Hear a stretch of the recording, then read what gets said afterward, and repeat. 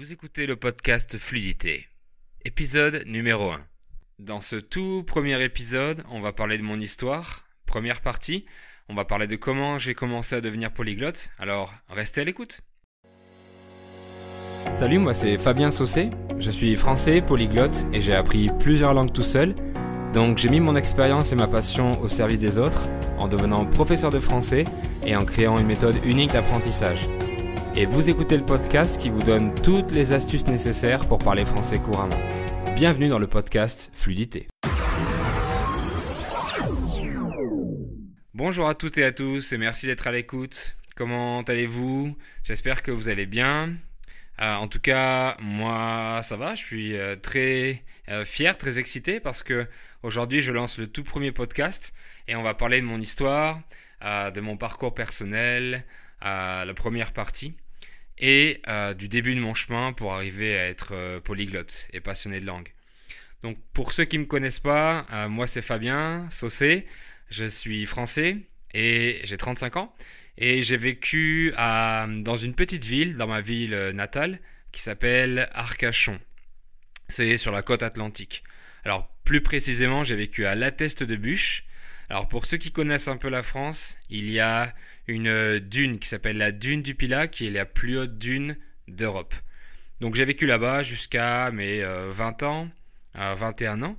Et ensuite, pour faire mes études, je suis parti dans une plus grande ville qui s'appelle Bordeaux, parce que ce que je voulais étudier n'était pas possible à La Teste-de-Buch, dans la petite ville.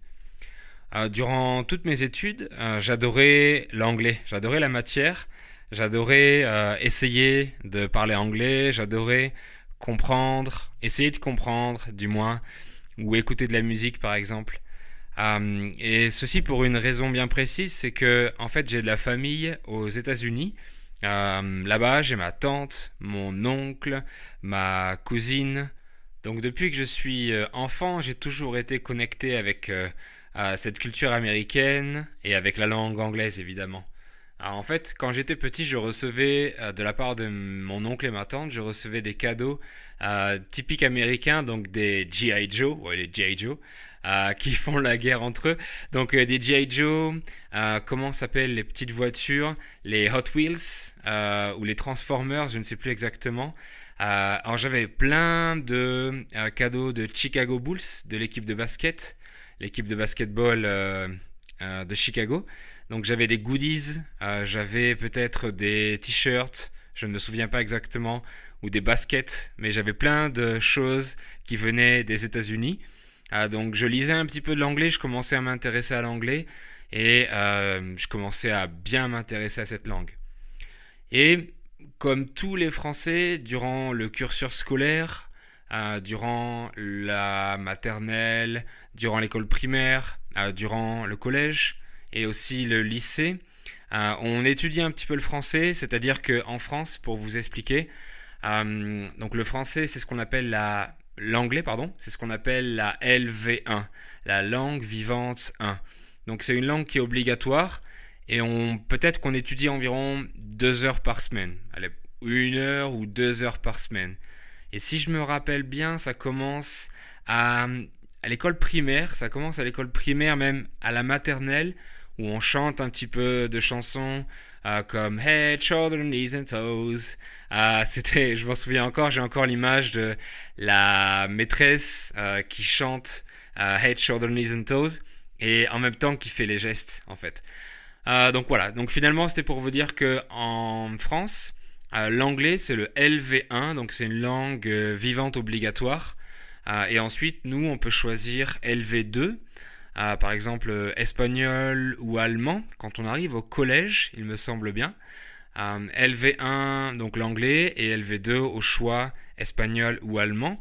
Et il y a même certaines personnes qui choisissent une langue morte comme le latin ou le grec. Je me rappelle ma sœur, elle étudiait, si mes souvenirs sont bons, elle étudiait le latin. Mais de mon côté, je préférais l'anglais. J'étais vraiment toujours sur l'anglais. Donc voilà, donc en tout cas en France, c'est une langue obligatoire, c'est la première langue qu'on étudie, après notre langue maternelle évidemment.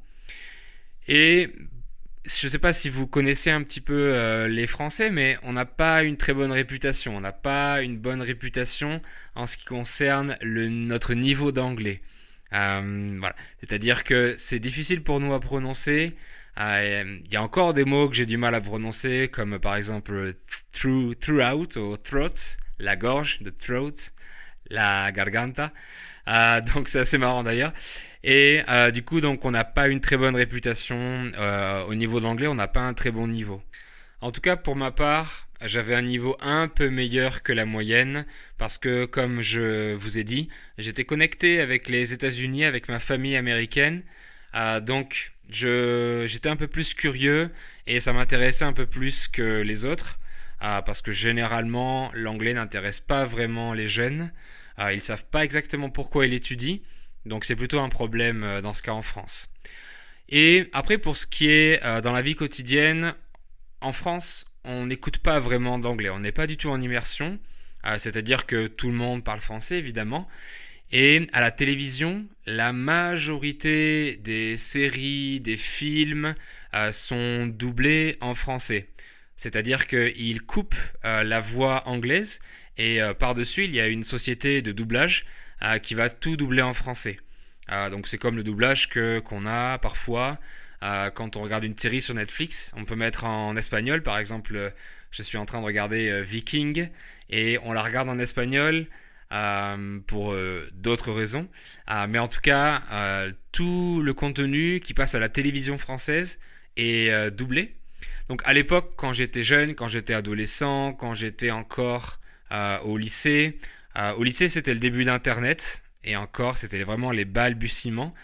Donc, quand j'étais jeune, quand j'étais adolescent, je regardais donc majoritairement uniquement que la télévision. On n'avait pas d'autres choix.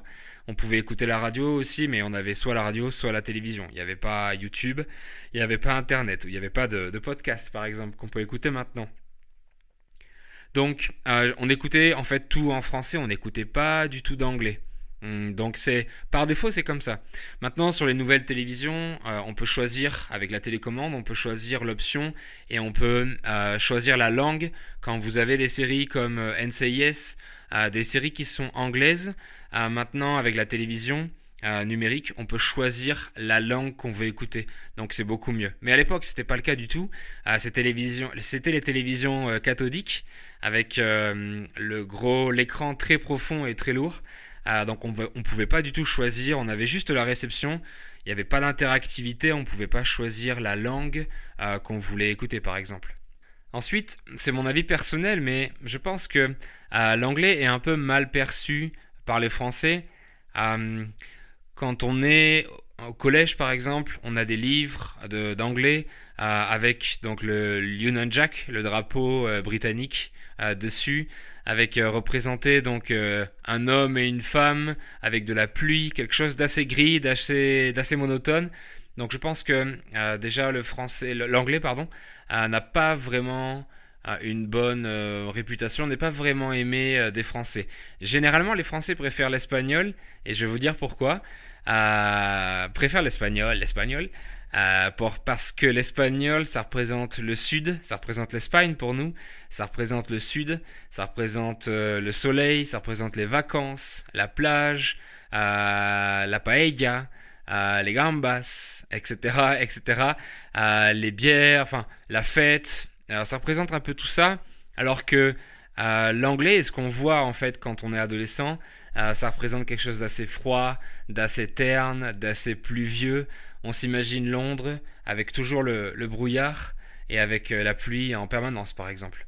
Et si on compare par rapport aux pays scandinaves par exemple, en Suède, au Danemark, même jusqu'en Allemagne, ils ont un très bon niveau parce que ils ont des cours, par exemple de mathématiques ou d'histoire ou je ne sais pas, mais directement en anglais.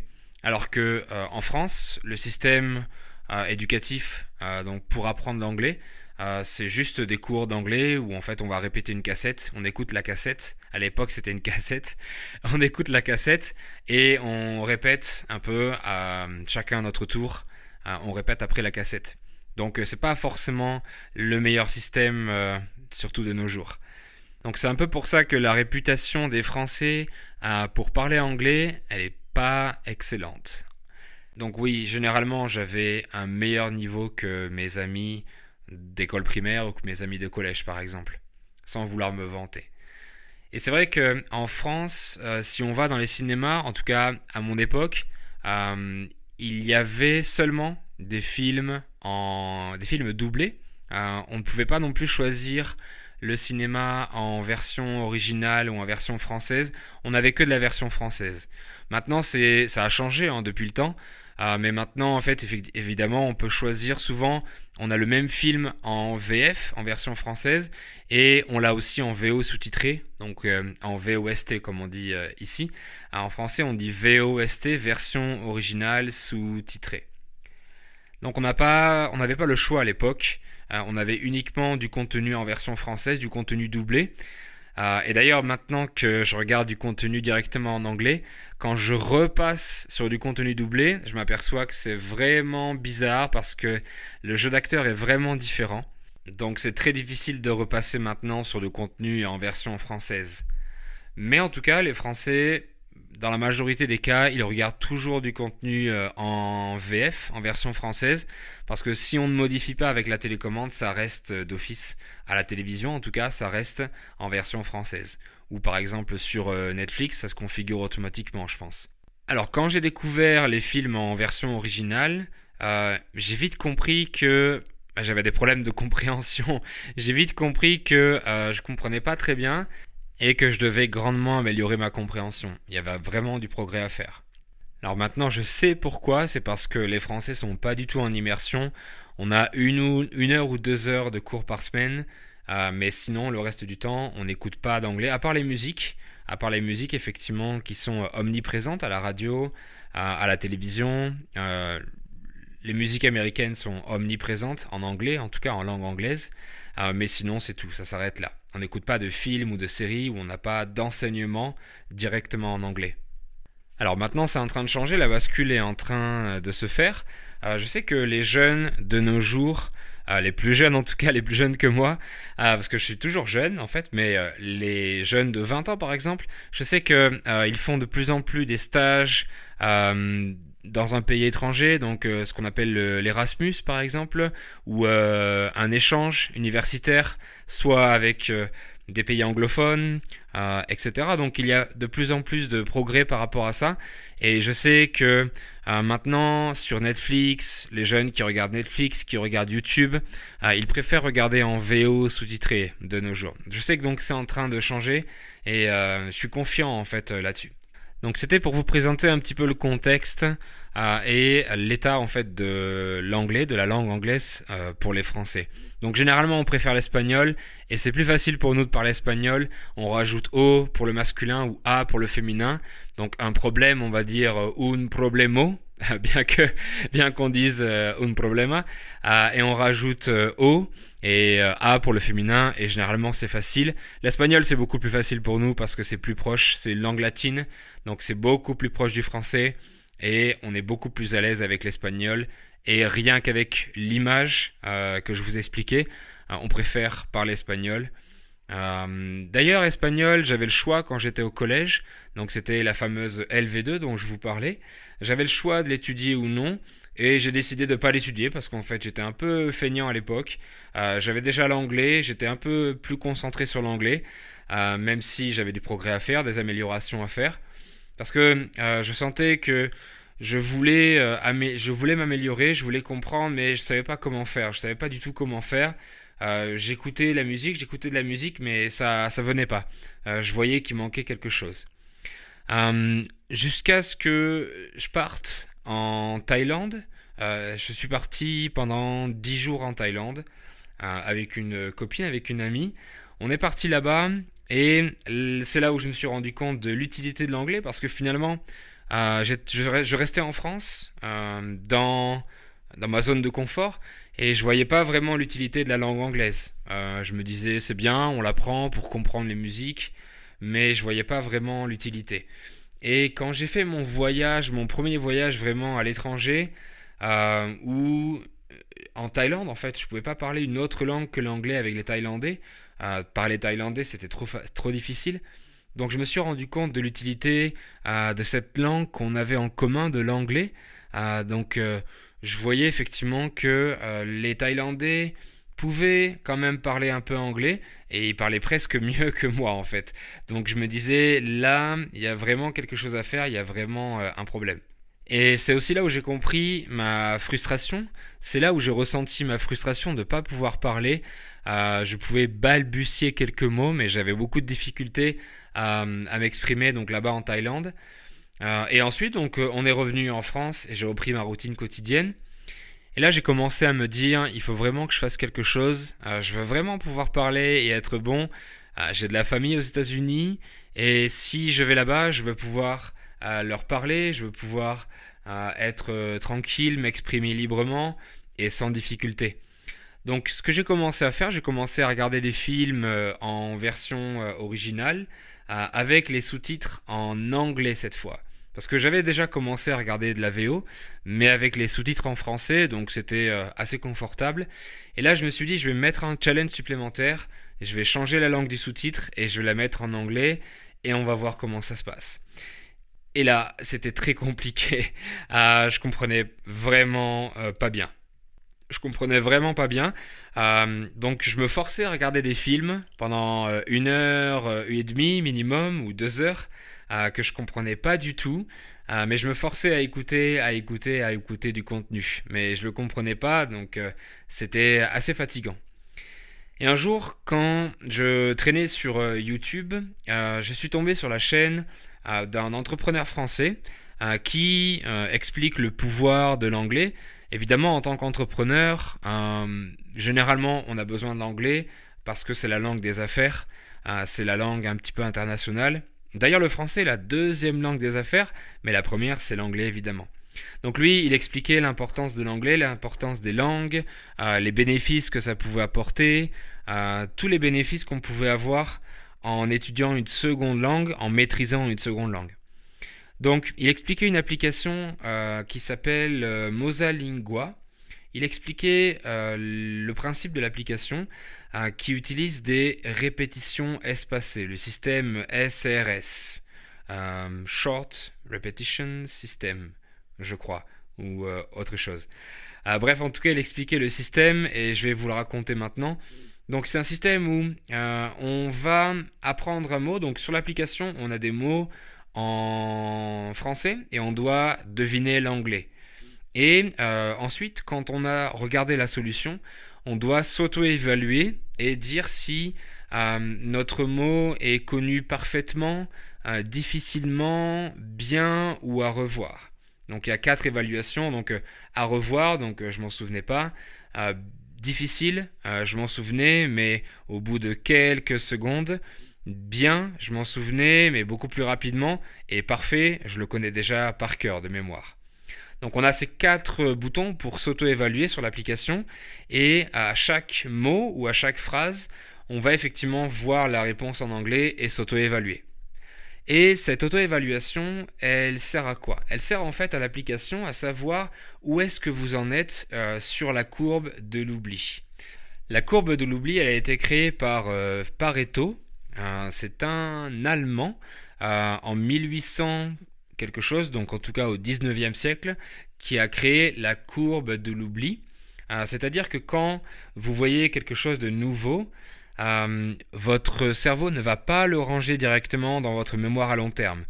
Si je vous dis par exemple un mot en français, un mot nouveau, vous n'allez pas pouvoir le retenir tout de suite.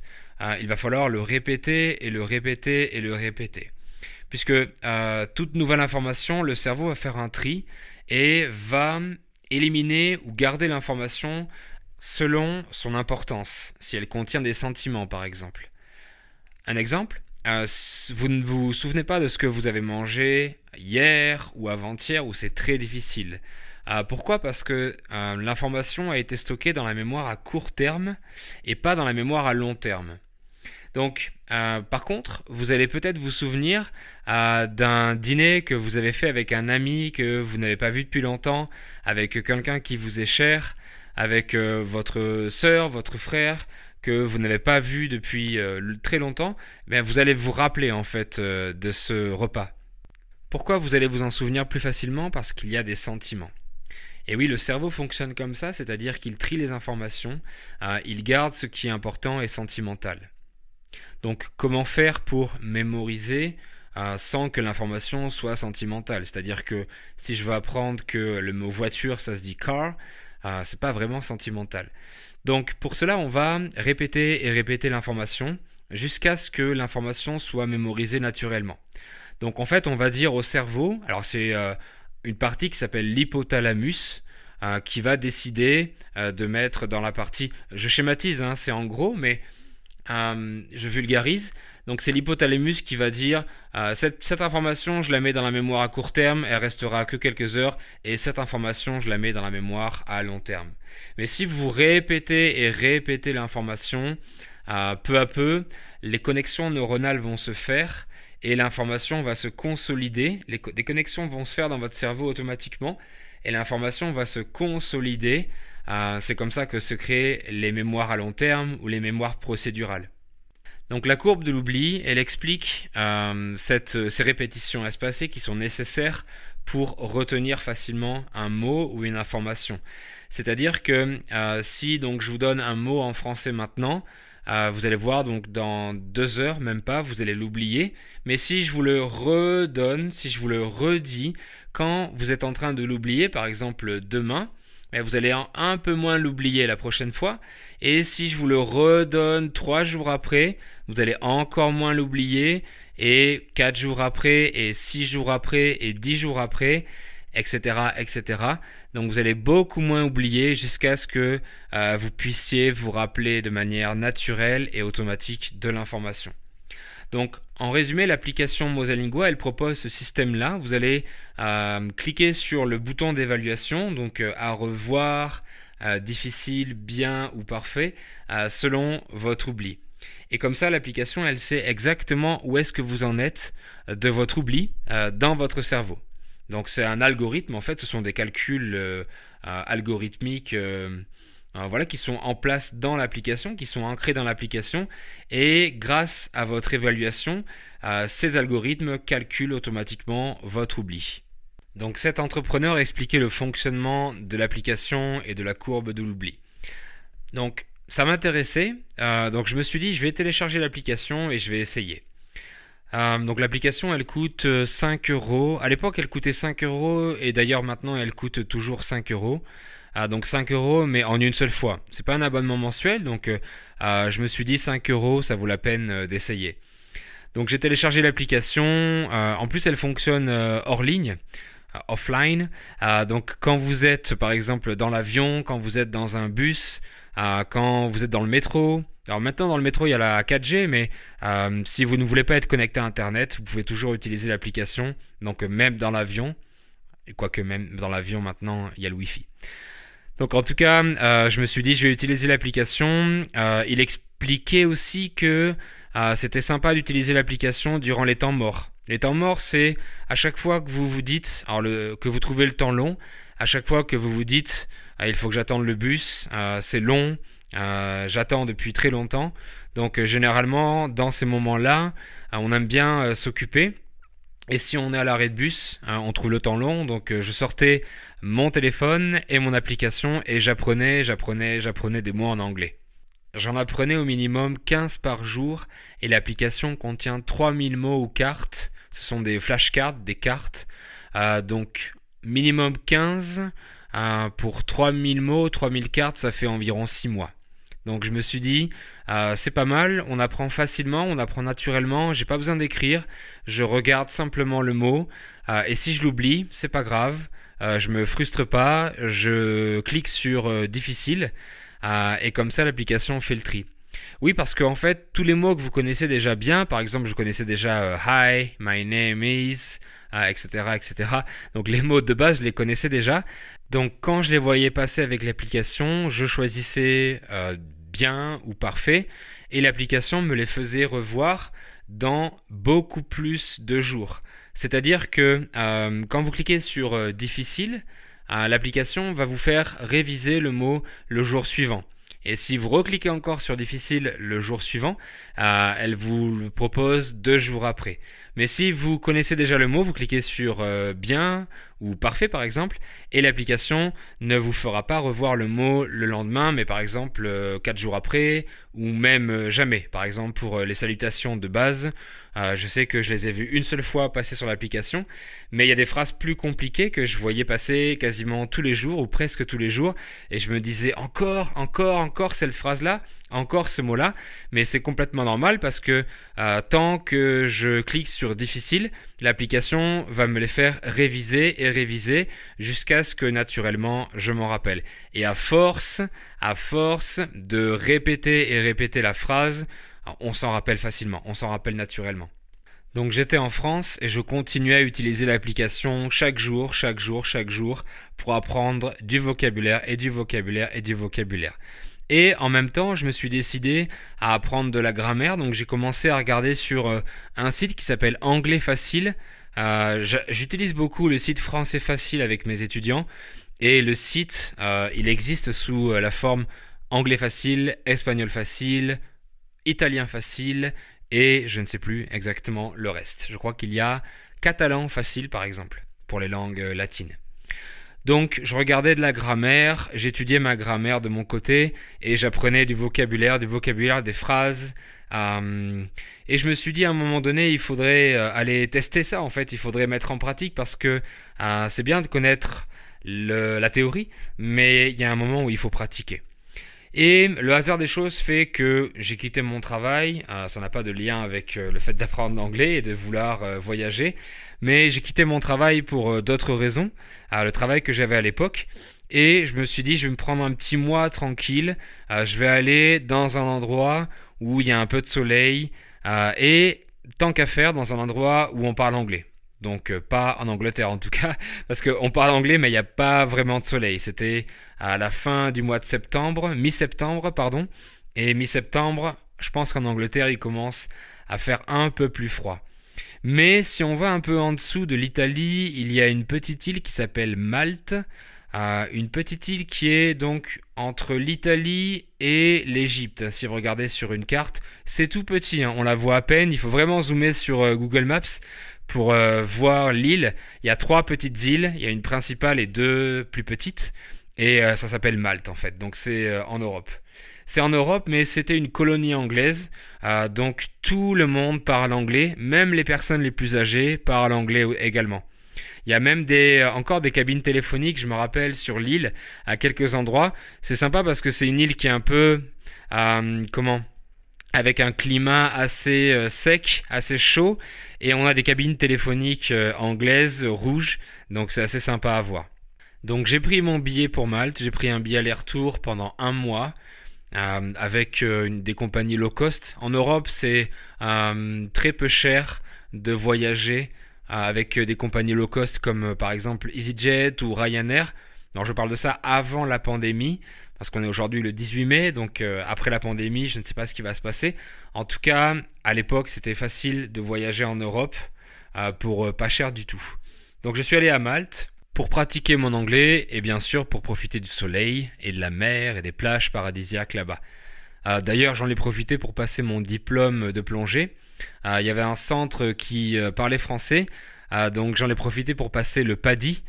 C'est le diplôme, ça s'appelle le Water... je ne sais plus exactement. En tout cas, j'ai passé mon premier niveau du PADI dans un centre français. Et donc en fait, je voulais passer dans un centre français parce que je ne voulais pas le faire dans un centre de plongée anglais au risque de ne pas comprendre. Donc j'ai passé un mois sur cette île de Malte. L'île de Malte, il y a des natifs, il y a des Maltais donc qui parlent anglais et qui parlent maltais également. Et il y a beaucoup d'expatriés, beaucoup de touristes. Je crois que la majorité des habitants, ce sont des expatriés. Donc j'ai rencontré là-bas des expatriés, j'ai rencontré une professeure d'anglais d'ailleurs, même le premier jour où je suis arrivé avec Couchsurfing. J'ai rencontré d'autres personnes de toutes les nationalités, généralement européennes, majoritairement européennes.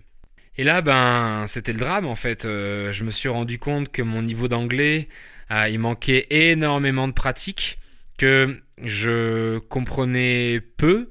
Je comprenais mieux qu'avant, évidemment, avec le vocabulaire que j'avais acquis grâce à l'application. Alors, je comprenais beaucoup mieux, mais pour la pratique, c'était toujours très difficile. Donc, ce qui se passait, c'est que j'essayais de parler anglais, et à la fin de la journée, j'étais tellement fatigué d'avoir essayé de parler, parce que quand vous commencez une langue, quand vous commencez à pratiquer, vous devez penser à chaque fois à ce que vous dites. Pour ne pas dire en fait de bêtises par exemple, vous devez penser activement et c'est très fatigant à la fin de la journée. Donc au final, j'ai arrivé à balbutier quelques mots, c'était beaucoup mieux qu'avant, mais j'étais vraiment très fatigué. Mais je me suis dit, je peux pas en fait laisser comme ça, il faut vraiment que je continue à apprendre. Là, je suis bien parti, je suis sur une bonne lancée, donc il faut que je continue. Donc je continue avec l'application pendant que je pratiquais donc avec les natifs ou avec les expatriés, avec les touristes. Je continue à apprendre mon vocabulaire pour l'enrichir et pour continuer sur ma bonne lancée finalement. Alors, on le verra dans la deuxième partie de ma présentation de mon parcours, de mon chemin pour devenir polyglotte. Mais ensuite, j'ai continué mes voyages et j'ai continué ma pratique de l'anglais. Je vous raconterai comment dans la deuxième partie. Donc voilà, c'était effectivement la première partie de ma présentation. J'espère que ça vous a plu, j'espère que vous avez aimé. Je vous remercie énormément d'avoir écouté, d'être resté jusqu'à la fin du podcast. Merci à tous les auditeurs, c'était un plaisir. Et je vous dis au prochain épisode. Prenez soin de vous. Bye.